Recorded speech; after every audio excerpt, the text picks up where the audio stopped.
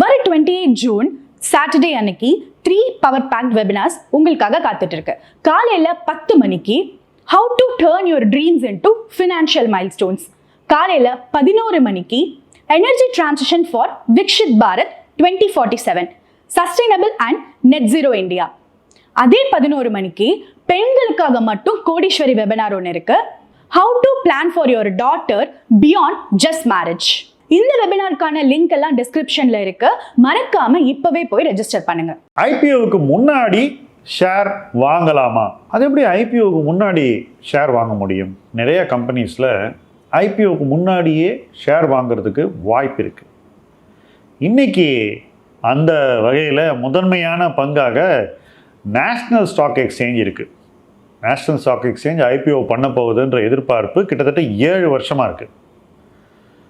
IPO வரும் அப்படின்ற எதிர்பார்ப்பில் நான் இதே பங்கை 7 வருஷம் முன்னாடி வாங்கினேன். நான் வாங்கின மதிப்பிலிருந்து இன்றைக்கி பல மடங்கு அதிகரித்து இன்றைக்கி கிட்டத்தட்ட 14-15 டைம்ஸ் கூடியிருக்கு இந்த 7 வருஷத்தில். இதை போல் நான் இன்னும் நிறைய கம்பெனிஸில் ஐபிஓவுக்கு முன்னாடி வாங்கக்கூடிய வாய்ப்பு எனக்கு கிடைத்தது. சிலவற்றில் நான் வாங்கினேன். முக்கியமாக சொல்லணும்னா ஐசிஐசிஐ லைஃப் இன்சூரன்ஸ், ஐசிஐசிஐ லோம்பார்டு, இந்த கம்பெனிலலாம் நான் ஐபிஓக்கு முன்னாடி வாங்க முடிஞ்சது. யார் விற்கிறாங்க அப்படின்னு கேட்டிங்கன்னா, எம்ப்ளாயி ஸ்டாக் ஆப்ஷன்ஸ் வாங்கின நபர்கள் இந்த பங்குகளை யூஸ்வலாக விற்பாங்க. இது நான் 2 இன்சூரன்ஸ் கம்பெனியை பற்றி சொல்கிறேன்.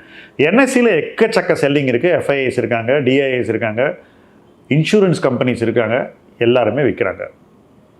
நான் இந்த பங்குகளை வாங்கும்போது என்எஸ்சி பங்குகளை விற்றது ஒரு பொதுத்துறை இன்சூரன்ஸ் நிறுவனம். ஆக்ஷன் மூலமாக விற்றாங்க, நம்ம வாங்கினோம். ஸோ ஐபிஓக்கு முன்னாடி நிறைய பங்குகளை வாங்க முடியுங்கிறது ஃபஸ்ட்டு நீங்கள் புரிஞ்சுக்கணும். பட் ஏன் நம்ம ஐபிஓக்கு முன்னாடி போய் வாங்குகிறோம்னாக்கா, இது ஒரு நல்ல கம்பெனி, ஐபிஓவையும் கடந்து இதை பல ஆண்டுகள் வைத்திருந்தால் அப்ரிசியேஷன் கிடைக்கும்னு கணக்கு பார்த்து இந்த நிறுவன மதிப்பு சரி என்று தீர்மானித்து அந்த மதிப்பு சார்ந்த அந்த பங்குகளை வாங்குகிறோம். இதுதான் நான் பண்ணக்கூடிய ஒரு ப்ராக்டிஸ்.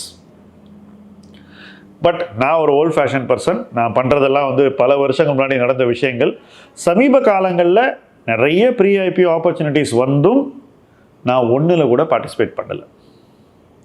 ஒரு கம்பெனியில் கூட ப்ரீ ஐபிஓ நான் வாங்கலை. நிறைய பேர் என்கிட்ட ஸ்விக்கி வாங்கலாம் அப்படி இப்படின்லாம் சொன்னாங்க. நான் தள்ளி தான் இருந்தேன். எனக்கு அதில் நம்பிக்கை இல்லை. அதுக்கு முன்னாடி ப்ரீ ஐபிஓவில் பேடிஎம் வந்தது. எனக்கு அந்த நிறுவனம் மதிப்பில் அதை வாங்கிறதுல முகாந்திரம் இருப்பதாக தெரியவில்லை. ஓலா வந்தது, நிறைய கம்பெனிஸ் வந்தது. பட் நம்ம இன்றைக்கி பேச போகிற company HDB financial services. HDFC பேங்கினுடைய ஒரு சப்சிடரி என்பிஎஃப்சி. அவங்களுடைய வேலையே என்னென்னா, வங்கி கடன் கொடுக்க முடியாதவங்களுக்கு கடன் கொடுப்பது. ஹெச்டிஎஃப்சி பேங்க் உங்கள் எல்லாருக்கும் தெரியும். அந்த வங்கிக்கு லோ காஸ்ட் கேபிட்டல் நிறைய கிடைக்குது. அந்த லோ காஸ்ட் கேபிட்டலில் இன்னும் நல்ல வட்டிக்கு கடன் கொடுப்பதற்கு ஹெச்டிபி ஒரு கருவி, யந்திரம், பிளாட்ஃபார்ம். இந்த கம்பெனிலையும் நான் என்எஸ்சி பங்குகளை வாங்கின காலத்திலிருந்து இன்னை வரைக்கும் வணிகம் தொடர்ந்து நடந்து வருகிறது. என்எஸ்சி மாதிரியே ஒரு வெரி லிக்விட் ஸ்டாக்.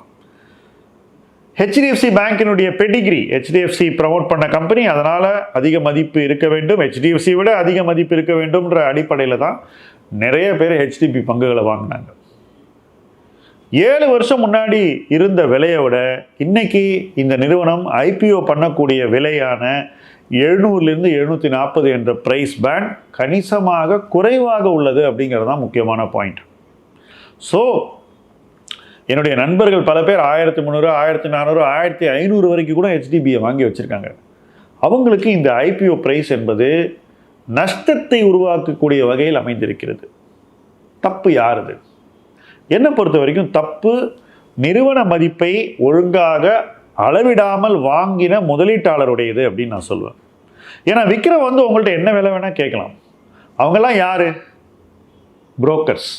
ஏன் இந்த பங்கை உங்கள்கிட்ட கொண்டு வந்து விற்க ட்ரை பண்ணுறாங்க? ஏன் ஹெச்டிஎஃப்சி பேங்க் பங்கையே மார்க்கெட்டில் 1580 ரூபாய்க்கு வாங்குங்கன்னு உங்களுக்கு சொல்ல அவங்களுக்கு மனம் இல்லை. ஆனால் ஹெச்டிஎஃப்சி பேங்க் இருக்குது, பட் இருந்தாலும் ஹெச்டிபியை வாங்கிக்கோங்கன்னு உங்கள் புரோக்கர்ஸ் சொல்கிறாங்கன்னா அதுக்கு முக்கியமான காரணம், நான் அதே புரோக்கர் வழியாக ஹெச்டிஎஃப்சி பேங்க் 1400 500 வாங்கினா அவங்களுக்கு 0.1% ப்ரோக்கரேஜ் கிடைக்கும்.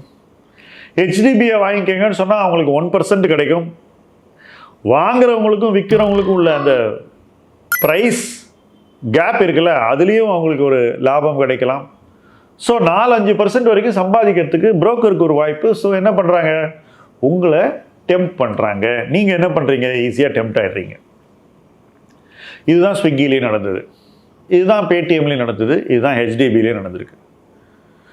ஒரு நிறுவனம் நல்ல நிறுவனமாக இருந்தால் கூட அதை எந்த விலையில் வாங்க வேண்டும்னு ஒரு டிசிப்ளின் இருக்கணும். அந்த டிசிப்ளின் ஹெச்டிபியில் கடைபிடிக்கப்படவில்லை அப்படிங்கிறது தான் முக்கியம். இதில் என்ன வேடிக்கைன்னா, ப்ரைஸ் அனௌன்ஸ் ஆகிறதுக்கு ஒரு வாரம் முன்னாடி கூட 1400-1500 ரூபாய்க்கு மக்கள் வாங்கியிருக்காங்க. ஸோ ஒரே வாரத்தில் பாதி ஆயிடுச்சு அவங்களுடைய ஷேர்ஸ். இப்போ அவங்க அந்த ப்ரைஸை ஆனர் பண்ணி ஆகணும், வேறு வழியே இல்லை. இதில் இன்னொரு சிக்கல் இருக்குங்க.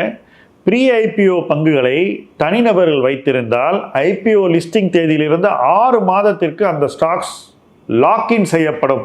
ஸோ விற்கவும் முடியாது. ஸோ டபுள் விலைக்கு வாங்கிட்டு விற்கவும் முடியாமல் 6 மாதம் வெயிட் பண்ணோம். இந்த 6 மாதம் கழித்து விலை 740 அப்படின்ற அந்த ஹையர் அண்ட் அந்த ப்ரைஸ் பாயிண்ட்டுக்கு மேலே கூடி உங்கள் காஸ்ட்டுக்கிட்ட வரணும்னு எதிர்பார்ப்போம், ப்ரே பண்ணுவோம். அந்த மாதிரி சுச்சுவேஷனில் இன்வெஸ்டர் தங்களை இன்றைக்கி தள்ளிக்கிட்டு இருக்காங்க. என்னை பொறுத்த வரைக்கும் ஒரு நிறுவனத்தின் மதிப்பை அளவிட தெரியாதவர்கள் அல்லது டைட்டாக கால்குலேட் பண்ண தெரியாதவங்க, அதை காம்ப்யூட் பண்ண நோஹவ் இல்லாதவங்க ப்ரீ ஐபிஓவில் பார்ட்டிசிபேட் பண்ணக்கூடாதுன்னு நினைக்கிறேன். ஏன்னா ப்ரைவேட் மார்க்கெட் இன்வெஸ்டிங்கிறது பப்ளிக் மார்க்கெட் இன்வெஸ்டிங்கை விட கடினமானது. ஏன்னா வேல்யூவேஷன் ஆளாளுக்கு ஒன்று சொல்லுவாங்க. பப்ளிக் மார்க்கெட்டில் ஒரு ஷேர் ட்ரேட் ஆச்சுன்னா நம்ம எல்லாரும் அதை வாங்குகிறோம், விற்கிறோம். ஸோ ஒட்டுமொத்த சந்தையின் ஒரு அளவீடு என்பது நமக்கு கிடைக்குது. ஆனால் ப்ரைவேட் மார்க்கெட்டில் போய் வாங்கும்போது எந்த அளவீடும் இல்லாமல் செல்லர் ஆஃபர் பண்ணுற ப்ரைஸில் போய் நீங்கள் வாங்குறீங்க, அது ரொம்ப தவறானதாக அமைந்துவிடும். அப்படி தான் அமைஞ்சிருக்கு ஹெச்டிபி ஃபைனான்ஷியல் சர்வீசஸ். இப்போ ஹெச்டிபி நிறுவனத்தில் ஏதாவது கோளாறா அப்படின்னு கேட்டால் நிச்சயமாக கிடையாது. நம்ம கொடுத்த விலையில தான் கோளாறு. இந்த நிறுவனத்தில் லிஸ்டிங்க்கு அப்புறம் என்ன விலை வரும், இது இன்னொரு கேள்வி நிறைய பேருக்கு. ஏன்னா 1400-500 வாங்கியிருக்காங்கல்ல. ஸோ இது 740 பாதி விலைக்கு வந்துருச்சு கிட்டக்கிட்ட. ஸோ என்ன விலைக்கு வரும், அட்லீஸ்ட் லிஸ்டிங்லேயாவது ஏறுமானா. இந்த வீடியோவை நம்ம ரெக்கார்ட் பண்ணக்கூடிய இந்த தருணத்தில் கிரே மார்க்கெட் ப்ரீமியம் வெறும் 10% தான் இருக்குது. என்னை பொறுத்த வரைக்கும் இந்த ஹெச்டிபி ஐபிஓங்கிறது கிரே மார்க்கெட்டில் வாங்கக்கூடிய முதலீட்டாளர்களுக்கும் ப்ரீ ஐபிஓக்கு முன்னாடியே போய் விரட்டி திரத்தி வாங்கக்கூடிய முதலீட்டாளர்களுக்கும் ஒரு மிகப்பெரிய வார்னிங் பெல். இதிலிருந்து பாடங்களை கற்க வேண்டும். கணக்கு போட்டு வாங்கணும். கணக்கு போட தெரியலன்னா அந்த பக்கமே போகக்கூடாது. ப்ரீ ஐபிஓவில் வாங்கினா கண்மூடித்தனமாக லாபம் கிடைக்கும்ன்ற அந்த எதிர்பார்ப்பை முதலில் மாற்றிக்கொள்ள வேண்டும். அது தவறான எதிர்பார்ப்பு. அதிக விலை கொடுத்து வாங்கினால் எப்போ வாங்கினாலும் நஷ்டம் வரும் அப்படிங்கிறத நம்ம உணரணும். இந்த மார்க்கெட் ஐபிஓக்கு நல்ல மார்க்கெட் இல்லை என்பதையும் இந்த இடத்துல நான் குறிப்பிட்டு சொல்கிறேன். என்ன ரீசன்னா, இந்த மாதிரி ஒரு கம்பெனிக்கே ஹை பிஇ கிடைக்காதுன்னா இதே நேரத்தில் வரக்கூடிய மற்ற கம்பெனியெல்லாம் 45 பிஇ 50 பிஇயில் ஐபிஓ பண்ணுறாங்க. என்னை பொறுத்த வரைக்கும் இதெல்லாம் ப்ராஃபிட் பண்ண நினைக்கிறவங்க சேஸ் பண்ண வேண்டிய வாய்ப்புகள் இல்லை அப்படின்னு நினைக்கிறேன். ஏன்னா ஐபிஓக்கு அப்புறம் ஸ்டெபிலைஸ் ஆகி கீழே வரும், அதுக்கப்புறம் பார்த்துக்கலாங்கிறது தான் என்னுடைய கேள்வி. என்ன அவசரம், மெதுவாக பண்ணலாமே.